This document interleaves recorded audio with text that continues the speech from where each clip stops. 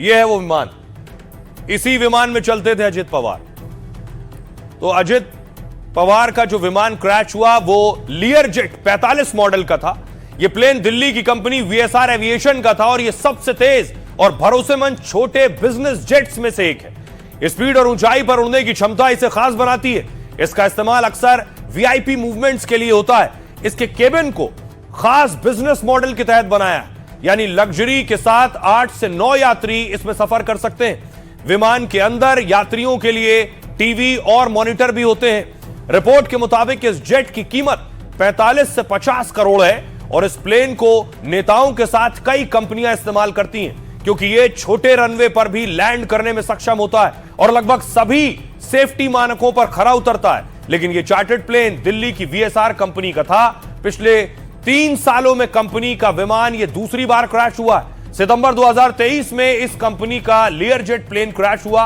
विशाखापट्टनम से मुंबई आते समय विमान हादसा हुआ और उस वक्त विमान में 8 यात्री सवार थे जिन्हें गंभीर चोटें आईं और गनीमत रही कि हादसे में किसी भी यात्री की जान नहीं गई थी। तब सुनिए जरा, अब आपको सुनवाता हूं इस कंपनी के डायरेक्टर का क्या कुछ कहना। मेरे पास जब कॉल आया जब कि एयरक्राफ्ट इज क्रैश लैंडेड, तो उसके बाद there was no one to whom I could contact. उसमें ना तो आप थे ना मैं था, कोई नहीं था। वो पायलट का डिसीजन था। इस बार फ्लाइट एकदम परफेक्ट था, बिल्कुल परफेक्ट था। और ये मैं नहीं कह रहा हूँ।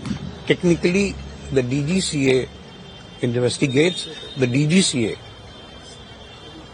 can only speak, I cannot speak. Certainly, sir. I'm not the investigating authority. अब सवाल यह है, इस प्लेन क्रैश की जांच हो रही है, हादसा या साजिश पर। लेकिन अजित पवार अकेले नहीं थे प्लेन में। उनके साथ देखिए कौन कौन था। यह तस्वीर आप देख रहे हैं, अजित पवार के पीएसओ थे, उनके बॉडीगार्ड थे, उनके अंगरक्षक थे, साई की तरह उनके साथ रहते थे और इस प्लेन में भी उनके साथ सवार थे।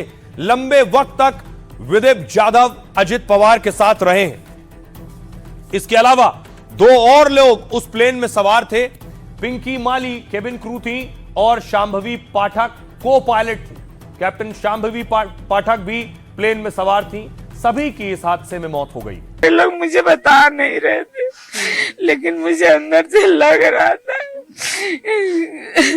और रोज मुझे सुबह सुबह फोन करती थी, रोज बोलती थी मम्मी नाश्ता कर ले, दवाई खा ले। रोज मुझे फोन करती थी, रोज बोलती थी, पर आज उसका कुछ मैसेज का रिप्लाई नहीं आया, कुछ नहीं आया। वो बहुत ही ब्राइट और बहुत ही इंटेलिजेंट लड़की थी और अभी जो पूरी तरह से वो सारे इसमें काम करके पूरे वीआईपीज को जितने भी, ग्वालियर में भी काफी यहाँ पर जो नेता वगैरह आए हैं वो लेकर आई है। बीच में आके अपनी दादी जी को भी मिलती थी। जब भी आती थी तो टाइम निकाल कर इनके पास आती थी मिलने और पूरी फैमिली इनकी डिवोटेड है देश के लिए। मतलब अगर क्यों क्रैश हुआ ये और कैसे हुआ, मतलब पायलट की गलती है या फिर जो प्लेन है उसमें कुछ टेक्निकल इशू था या फिर मैकेनिकल इशू था, वो चेक होना चाहिए। तो हमारे लिए बहुत दुख की बात है ये, हमारे लिए, उनकी फैमिली के लिए, पूरी सोसाइटी के लिए बहुत दुख की बात है। जांच पड़ताल होनी चाहिए क्योंकि 3 बार ऐसा हुआ है, प्लेन क्रैश हुआ है उनका। तो जो कंपनी है उनके ऊपर तो कार्रवाई होनी चाहिए। गवर्नमेंट ने देखना चाहिए कि ये क्यों हुआ, कैसे हुआ, तो उसका जांच होनी चाहिए। तो सभी लोग इस हादसे की जांच की बात कर रहे हैं। अब सवाल यह है कि हादसा कैसे हुआ, हादसा होने के पीछे क्या क्या वजह होती है। इसके लिए बाकायदा इन्वेस्टिगेटिंग एजेंसी काम करेगी।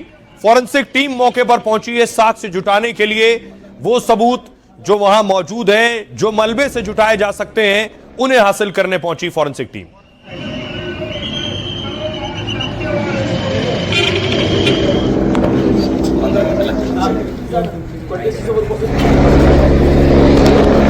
अब देखिए जरा कैसे पता चलेगा हादसा कैसे हुआ और ऐसे हादसे कैसे होते हैं। पहली वजह होती है खराब मौसम। खराब मौसम में विमान उड़ाना या उतारना बहुत मुश्किल होता है। कोहरे में पायलट को फैसले लेने में भारी दिक्कत होती है। विजिबिलिटी कम होने पर रनवे का सही पता नहीं चल पाता है और ऐसे में गलती और हादसे की संभावनाएं बढ़ जाती हैं। तो क्या बारामती में अजित पवार के विमान में यही हुआ? क्या घने कोहरे की वजह से उनका विमान क्रैश हुआ? दूसरी वजह तकनीकी खामी। आधुनिक विमानों में काफी सेफ्टी सिस्टम होते हैं, लेकिन फिर भी कभी इंजन फेल हो जाता है, कभी सेंसर काम नहीं करता। कई बार सिग्नल फेल होने से भी हादसे हो जाते हैं। क्या अजित पवार के विमान में भी तकनीकी खामी आ गई थी? क्या लैंड होने से पहले प्लेन में गड़बड़ी आई जिससे वो क्रैश हुआ? अगली वजह पायलट की गलतफहमी। विमान हादसों की एक बड़ी वजह पायलट की गलती भी होती है। कई बार मौसम और उड़ान संबंधित आखिरी फैसला पायलट को लेना होता है। विमान को टेक ऑफ या लैंड कराने से पहले उसे सोचना होता है। मौसम या विमान में कोई गड़बड़ी दिखे तो वो उसे टाल देता है। बारामती में पायलट क्या खराब मौसम को भाप नहीं पाए? क्या उन्हें विमान उतारने या फिर उड़ाने में भ्रम हो गया उस वक्त? एक और बड़ी वजह एटीसी एयर ट्रैफिक कंट्रोल की लापरवाही भी होता है। विमान के उड़ान और लैंडिंग का पूरा कंट्रोल इस एटीसी के पास होता है। एटीसी पायलटों को बताता है कि दूसरे विमानों से कितना दूर रहना है। एटीसी से ही पायलट को कमांड मिलती है कि कब और कहां लैंड करना है। खराब मौसम या तकनीकी दिक्कत में एटीसी निर्देश देता है। एटीसी अगर गलत जानकारी देता है तो भी बड़ा हादसा हो सकता है। बारामती में क्या एटीसी से सही जानकारी दी गई, इसकी भी जांच होगी। क्या पायलट को सही और जरूरी निर्देश दिए गए थे? अगली वजह विमान हादसे की जांच अब तेजी से होगी। उड्डयन मंत्री राम मोहन नायडू ने जांच के आदेश दे दिए हैं। एयरक्राफ्ट एक्सीडेंट इन्वेस्टिगेशन ब्यूरो एएआईबी जांच में जुट गई है। एएआईबी की एक टीम विमान ऑपरेटर कंपनी के दिल्ली ऑफिस पहुंची। दूसरी टीम बारामती में हादसे से जुड़े आंकड़े और साक्ष्य जुटाएगी। फॉरेंसिक टीम भी बारामती से साक्ष्य जमा कर रही है। तो इस तरह से जांच आगे बढ़ रही है और ये वजह हो सकती है हादसों की। सुनिए जरा एक्सपर्ट्स क्या कह रहे हैं। किस क्रैश की या किसी भी क्रैश की 4 वजहें होती हैं। एक तो होता है all of a sudden technical glitch. Second हो जाता है कि अगर लैंडिंग गियर खुला ना हो। तीसरा हो जाता है कि पायलट पे मतलब प्लेन में बर्ड हिट हो। और चौथा हो सकता है कि all of a sudden visibility clear ना हो। चारों में से कोई कुछ भी पॉसिबिलिटी हो सकती है इस केस के अंदर। खराब मौसम के कारण हुआ या खराब मौसम के साथ पायलट एरर हुआ या खराब मौसम के साथ किसी टेक्निकल एरर की वजह से ये हुआ। ये सीवीआर और एफडीआर को जांच करने के बाद ही हम किसी नतीजे पे पहुंचेंगे।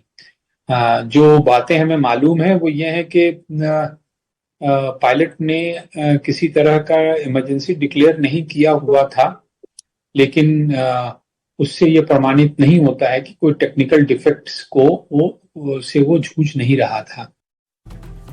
अमूमन इस तरह के हादसों के बाद बहुत खास चीज होती है, वो होता है ब्लैक बॉक्स। आपको याद होगा अहमदाबाद में जो प्लेन क्रैश हुआ था उसका ब्लैक बॉक्स खोजा गया और आखिरकार वो ब्लैक बॉक्स मिल गया। कुछ ऐसा होता है ब्लैक बॉक्स। अब इस विमान में ब्लैक बॉक्स था। आखिरी क्षणों में पायलट क्या कह रहा था, किससे बात कर रहा था, क्या कमांड दे रहा था, वो सब कुछ इस ब्लैक बॉक्स से ही खुलकर सामने आएगा। तो देखिए जरा क्या है ब्लैक बॉक्स। विमान हादसे के बाद उसमें मौजूद ब्लैक बॉक्स को ढूंढा जा रहा है। इसका नाम ब्लैक बॉक्स होता है, लेकिन रंग चमकीला और नारंगी होता है। नारंगी रंग की वजह से इसे ढूंढने में मुश्किल नहीं आती। अब देखिए जरा, अब आपको बताने की कोशिश कर रहे हैं कि किस तरह यह विमान हादसा हुआ। अजित पवार बारामती जा रहे थे, वहां से उन्होंने फ्लाइट पकड़ी।